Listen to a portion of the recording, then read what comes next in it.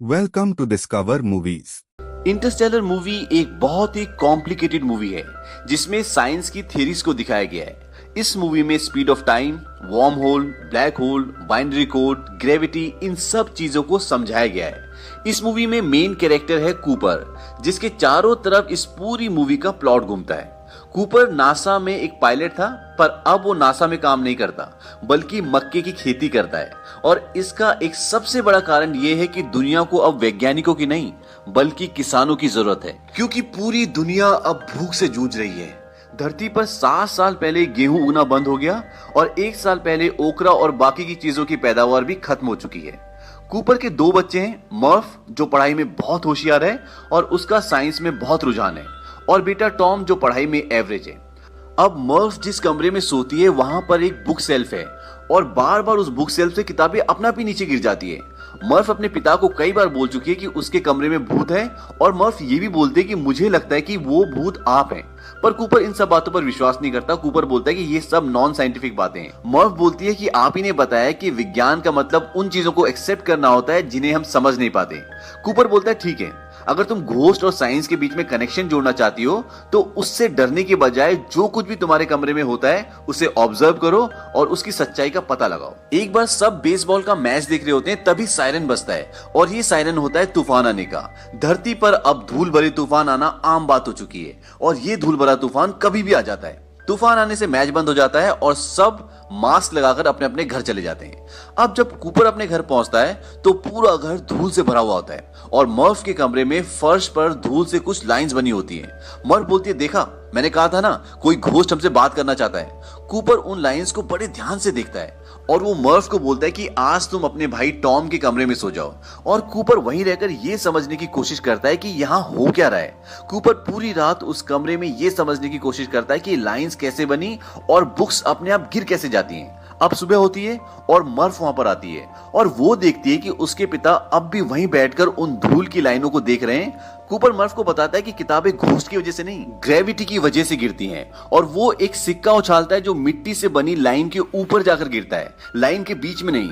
Cooper बताता है ये एक मैसेज है जो बाइनरी कोड के रूप में भेजा गया है। बाइनरी कोड एक भाषा है जो कंप्यूटर और कई इलेक्ट्रॉनिक डिवाइसेस में कोडिंग लैंग्वेज होती है, जिसमें 1 और 0 का इस्तेमाल होता है। जैसे हम किसी को मैसेज लिखने के लिए अक्षरों का इस्तेमाल करते हैं या हिसाब के लिए नंबर्स का इस्तेमाल करते हैं, इसी तरह बाइनरी कोड्स भी एक शैली है जिससे हम मैसेजेस भेज सकते हैं। अगर आप किसी को बताना चाहते हैं कि मैं मार्केट में हूं तो आप नॉर्मली मैसेज टाइप करेंगे, मैं मार्केट में हूं, पर बाइनरी कोड में आप यही पूरा मैसेज सिर्फ 1 और 0 डिजिट के नंबरों के कॉम्बिनेशन से भेज सकते हैं। कूपर समझ जाता है कि धूल से बनी मोटी लाइन का मतलब 1 और पतली लाइन का मतलब 0 है। अब कूपर इस मैसेज को डिकोड करता है और मैसेज को डिकोड करने के बाद उसे एक लोकेशन का पता चलता है और वो और मर्फ उस जगह पर पहुंच जाते हैं। अब जब कूपर अंदर जाने की कोशिश करता है तो उसे वहां की सिक्योरिटी पकड़ लेती है और अगले सीन में दिखाते हैं कि कूपर से एक रोबोट कुछ पूछताछ कर रहा होता है। तभी वहां पर एक लड़की आती है। ये एक साइंटिस्ट है और इसका नाम एमिली है। वो कूपर को अपने साथ एक रूम में ले जाती है। वहां पर कुछ लोग बैठे होते हैं और कूपर की बेटी मर्फ भी वहीं पर होती है। एमिली के पिता प्रोफेसर ब्रेंड भी वहीं पर होते हैं। कूपर नासा में काम कर चुका होता है तो प्रोफेसर ब्रेंड को पहले से जानता है। अब वो सब लोग ये जानना चाहते हैं कि कूपर को इस जगह के बारे में पता कैसे चला, क्योंकि बहुत ही खुफिया जगह होती है और इस जगह के बारे में किसी को कुछ भी इंफॉर्मेशन नहीं होती। कूपर बोलता है कि जिस तरह से मुझे इस जगह के बारे में पता चला ये कोई इत्तेफाक नहीं हो सकता, पर कुछ साइंटिफिक भी नहीं लगता। तभी मर्फ बोलती है, ग्रेविटी की वजह से हमें यहाँ के बारे में पता चला। वहां पर बैठा एक आदमी पूछता है कि हमें साफ साफ बताओ कि तुम यहाँ तक पहुंचे कैसे।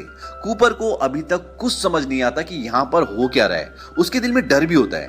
वो बोलता है, पहले आपको वादा करना होगा कि मुझे और मेरी बेटी को आप लोग यहाँ से आराम से जाने दोगे। अब प्रोफेसर ब्रेंड हंसते और बोलते कि क्या तुम्हें हमारे काम के बारे में नहीं पता। हालांकि कूपर और प्रोफेसर ब्रेंड नासा में साथ काम कर चुके हैं, पर कूपर के मुताबिक नासा ऑर्गेनाइजेशन और इस दुनिया में जितनी भी साइंस के प्रोजेक्ट थे वो सब आज से 10 साल पहले पूरी दुनिया में बंद हो चुके हैं। प्रोफेसर ब्रेंड बोलते हैं कि नासा ऑर्गेनाइजेशन आज भी चलती है, पर दुनिया के लिए ये खत्म हो चुकी है। क्योंकि पूरी दुनिया भूख से परेशान है और अगर लोगों को पता चलेगा कि नासा अब भी अपने स्पेस प्रोजेक्ट्स पे काम कर रही है तो लोग इस बात को कभी भी एक्सेप्ट नहीं करेंगे, क्योंकि ये सभी प्रोजेक्ट बहुत ज्यादा खर्चे वाले होते हैं। प्रोफेसर ब्रेंट कूपर को बताते हैं कि पृथ्वी अब धीरे धीरे खत्म हो रही है। हम बहुत सारी फसल को पहले खो चुके हैं और बची कुची जो भी फसलें हैं वो कुछ सालों में खत्म हो जाएगी और धरती के वातावरण में बदलाव आएगा और धरती से ऑक्सीजन खत्म हो जाएगा। कूपर बोलता है धरती को बचाने का कोई तो रास्ता होगा, कोई तो तरकीब होगी। प्रोफेसर ब्रेंट बोलते हैं कूपर हमें धरती को बचाना नहीं है बल्कि अब इसे छोड़कर जाना होगा। प्रोफेसर ब्रेंट कूपर को बताते हैं कि अंतरिक्ष में एक एंड्योरेंस नाम का नासा का स्पेसशिप है और हमारे पास अभी भी कुछ फ्लाइंग ऑब्जेक्ट्स हैं जिससे हम वहां तक पहुंच सकते हैं। इसके बाद वो कूपर को ये बताते हैं कि सैटर्न ग्रह के नजदीक आज से लगभग 48 साल पहले अपने आप एक वार्म होल खुल गया था जिसके थ्रू हम दूसरी गैलेक्सी में कम से कम समय में जा सकते हैं। हमारी गैलेक्सी का नाम मिल्की वे है जिसमें करोड़ों खरबों तारे और असंख्य ग्रह हैं। इसी तरह ब्रह्मांड में असंख्य गैलेक्सीज हैं पर इंसान को वहां तक पहुंचने में लाखों वर्ष लग जाएंगे। अब ये समझ ले कि वार्म होल होता क्या है। वार्म होल की थ्योरी एल्बर्ट आइंस्टाइन की है। जैसे एक पहाड़ है, अगर आपको पहाड़ की दूसरी तरफ जाना है तो आपको उस पहाड़ को पार करने में कई घंटे लग जाएंगे, पर अगर उसी पहाड़ में एक सुरंग हो तो आप कुछ ही मिनटों में उस पार पहुंच सकते हैं। बस एल्बर्ट आइंस्टाइन की थ्योरी के मुताबिक स्पेस में वार्म होल भी इसी तरह है जो एक गैलेक्सी से दूसरी गैलेक्सी में जाने का शॉर्टकट है और ऐसा भी कहा जाता है कि वार्म होल के थ्रू टाइम ट्रेवल भी किया जा सकता है। प्रोफेसर ब्रेंट कहते हैं कि कोई एडवांस सभ्यता इंसान की मदद करने की कोशिश कर रही है। वो कूपर को बताते कि हम पहले ही 13 एस्ट्रोनॉट्स को वार्म होल के थ्रू दूसरी गैलेक्सीज में भेज चुके हैं और उन्हें वहां ऐसे ग्रहों को ढूंढना है जो इंसान के रहने के लिए पर्याप्त हो और ज्यादा दूर ना हो, और उन सब के पास एक रोबोट है और जब उन्हें कोई ऐसा ग्रह मिल जाएगा जहां इंसान रह सकता है तो वो उस रोबोट को ऑन कर देंगे और फिर हमें यहां उसका सिग्नल मिल जाएगा। अब जो 13 एस्ट्रोनॉट्स गए थे उनमें से उन्हें 3 का सिग्नल मिल चुका है, यानी 3 अलग अलग ग्रहों का, पर उन ग्रहों पर डायरेक्ट बात नहीं की जा सकती, तो सिर्फ उनके पास उन तीनों ग्रहों के सिग्नल्स हैं और इसलिए अब एक टीम बनाई जा रही है और उन तीनों ग्रहों पर, उन तीनों प्लैनेट्स पर उन्हें भेजा जा रहा है। और अगर तीनों में से कोई सा भी ऐसा ग्रह है जहां पर इंसान आराम से रह सकता है तो उसके बाद प्रोफेसर ब्रेंट के पास 2 प्लान है। Plan number 1, professor Brent gravity को समझने और उसे कंट्रोल करने की कोशिश कर रहे हैं और अगर उन्हें कामयाबी मिल जाती है तो एक स्पेस स्टेशन के जरिए संपूर्ण मानव जाति को उस ग्रह पर भेज देंगे जो रहने लायक है, और इसके लिए उन्होंने एक स्पेस स्टेशन बनाया भी हुआ है और वो स्पेस स्टेशन वही है जहां पर कूपर और प्रोफेसर ब्रेंट खड़े हैं। दरअसल ये कोई बिल्डिंग नहीं है बल्कि आप इसे एक अंतरिक्ष यान कह सकते हैं। पर सबसे बड़ा सवाल यह है कि इतना बड़ा अंतरिक्ष यान अंतरिक्ष में जाएगा कैसे। इसके लिए वो ग्रेविटी को कंट्रोल करने के फॉर्मूले पर काम कर रहे हैं। अगर पृथ्वी पर कुछ देर के लिए ग्रेविटी को ऑफ कर दिया जाए तो इस विशाल यान को अंतरिक्ष तक आराम से भेजा जा सकता है, क्योंकि ग्रेविटी के बिना ये स्पेस स्टेशन अपने आप ही हवा में तैरने लगेगा और उसके बाद इसे बस दिशा दिखाने की जरूरत होगी और इस तरह से पृथ्वी के लोगों को बचाया जा सकता है। तो ये है प्लान नंबर 1। प्लान नंबर 2, अगर प्लान 1 पूरा नहीं हो पाता और ऐसा प्लेनेट ढूंढने में काफी वक्त लग जाता है जहां पर इंसान रह सकते हैं तो इंसान अपने साथ 5000 मानव भ्रूण ले जाएगा। भ्रूण मतलब इंसान के डीएनए, और इन भ्रूण के जरिए नए लोगों को पैदा किया जा सकता है और इंसान की प्रजाति को बचाया जा सकता है। पर यह तय है कि धरती की लाइफ अब ज्यादा नहीं है और आने वाले समय में यहाँ पर सारे लोग मर जाएंगे। अब प्रोफेसर ब्रेंट कूपर को बोलते कि तुम भी इस मिशन में शामिल हो जाओ क्योंकि हमें एक पायलट की जरूरत है और तुम एक पायलट हो। कूपर इस चीज के लिए मान जाता है क्योंकि ये दुनिया को बचाने की बात है, लेकिन इस बात से उसकी बेटी मर्व बहुत नाराज है। वो नहीं चाहती कि उसके पिता किसी ऐसे मिशन पर जाए जहां पर जान का खतरा हो और जहां से आने का कुछ पता ही ना हो। मिशन पर जाने से पहले कूपर मर्फ के रूम में आता है और उसे बोलता है कि मैं जा रहा हूं। मर्फ उससे बहुत नाराज होती है और वो बोलती है कि मेरे रूम में जो कुछ भी हो रहा था उसका मैसेज मैंने डिकोड कर लिया है और उसका मतलब है स्टे, यानी कि मत जाओ। लेकिन कूपर उसकी बात पर ध्यान नहीं देता और जाने से पहले उसे घड़ी देके जाता है और बोलता है कि इसकी दूसरी जोड़ी मेरे पास रहेगी, लेकिन ये दोनों घड़ियां हम दोनों के लिए अलग अलग तरह से काम करेगी। और कूपर ये बात इसलिए बोलता है क्योंकि अंतरिक्ष में जहां वो जा रहे हैं वहां पे वक्त की रफ्तार उन्हें पता है कि कम होगी और पृथ्वी पर वक्त की रफ्तार ज्यादा है। कूपर बोलता है कि शायद जब मैं वापस लौटूं तो तुम मेरी उम्र की हो जाओ और मेरी उम्र लगभग इतनी रहे जितनी की अभी है।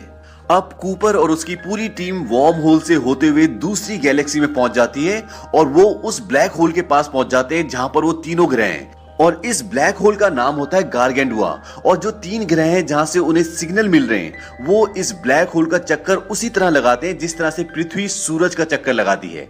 अब उनके स्पेसशिप के सबसे नजदीक जो प्लेनेट है उसका नाम है मिलर्स प्लेनेट। तो उनकी टीम डिसाइड करती है कि सबसे पहले हम इसी प्लेनेट पे जाएंगे, लेकिन ये वाला प्लेनेट ब्लैक होल से भी सबसे नजदीक होता है। तो यहां पर बिताया हुआ 1 घंटा पृथ्वी के 7 साल के बराबर होगा। अब मैं आपको ब्लैक होल के बारे में बता दूं। ब्लैक होल ब्रह्मांड में होते हैं और इनकी ग्रेविटी इतनी ज्यादा होती है कि अगर इनकी रेंज में कुछ भी आ जाए तो ये उसको अपने अंदर समा लेते हैं। सपोज सूरज भी अगर इनकी रेंज में आ गया तो ये उसको भी निगल जाएंगे। और यहाँ पे ग्रेविटी बहुत ज्यादा होती है, इसलिए इनके जितनी नजदीक आप जाओगे वहां पर समय की रफ्तार बहुत कम हो जाएगी। और एक यही कारण होता है कि उस प्लेनेट पे बिताया हुआ 1 घंटा पृथ्वी के 7 साल के बराबर होगा।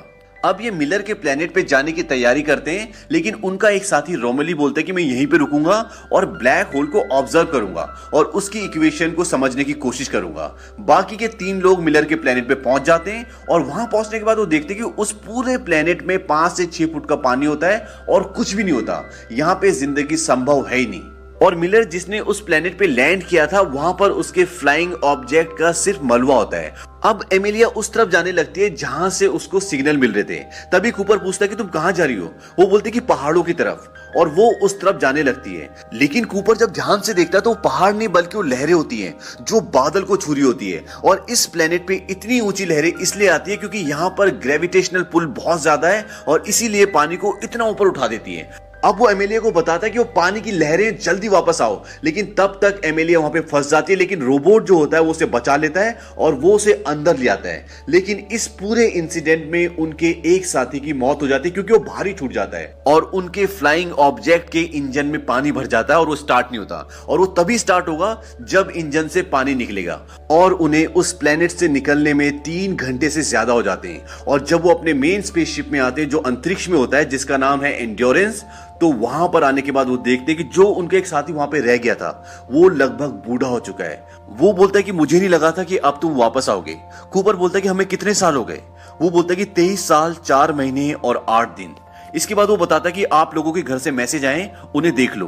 और जब कूपर जाता है तो वहां पर उसके लिए कई सारे वीडियो मैसेजेस होते हैं। एक मैसेज में उसका बेटा बताता है कि अब दादाजी यानी कि कूपर के पिताजी इस दुनिया में नहीं रहे। वो उसे ये भी बताता है कि मेरी शादी हो गई और अब मेरे बच्चे भी हैं। कूपर हालांकि उसी उम्र का है लेकिन अब वो दादा बन चुका है। पर इतने साल बीत जाने के बाद मर्फ ने अपने पिता के लिए सिर्फ एक ही मैसेज रिकॉर्ड किया है क्योंकि उनसे नाराज थी। और वो उस मैसेज को उस दिन रिकॉर्ड करती है जिस दिन उसका जन्मदिन होता है, क्योंकि कूपर ने उसे कहा था कि शायद मैं तब वापस लौटूं जब तुम मेरी उम्र की हो जाओ। और आज मर्फ उस उम्र की हो चुकी है जिस उम्र में कूपर पृथ्वी से निकला था और इसीलिए मर्फ इस मैसेज को अपने पिता के लिए रिकॉर्ड करती है। यहाँ पर यह भी पता चलता है कि मर्फ अब साइंटिस्ट बन चुकी है और वो प्रोफेसर ब्रैंड के साथ नासा में काम करती है। इसके बाद ऊपर ये दिखाते कि अब ये तीनों जो बचे हुए ये डिसाइड कर रहे कि अब बचे हुए 2 प्लैनेट्स में से किस प्लैनेट में जाना चाहिए।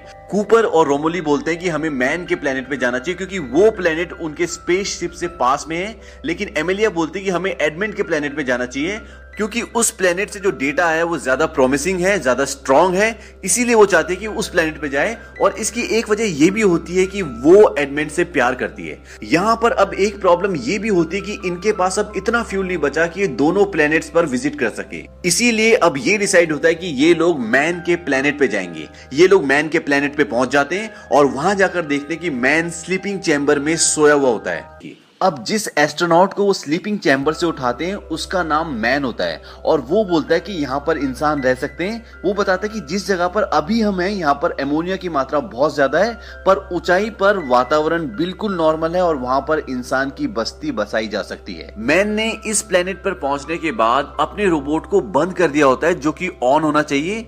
मैन बोलता है कि ये गलत इंफॉर्मेशन दे रहा था इसलिए मैंने इसे ऑफ कर दिया और इस रोबोट का काम था कि सही इंफॉर्मेशन धरती तक पहुंचाना। वहीं दूसरी ओर ये दिखाते कि पृथ्वी पर प्रोफेसर ब्रैंड अब अपनी जिंदगी की आखिरी सांसें ले रहे हैं और वो मरने से पहले मर्फ को बताते हैं कि ग्रेविटी की इक्वेशन कभी पूरी नहीं हो सकती। उसे पूरा करने के लिए उन्हें ब्लैक होल के पूरे डेटा की जरूरत होती जो ना तो उनके पास थी और ना उन्हें कहीं से मिलने की उम्मीद थी।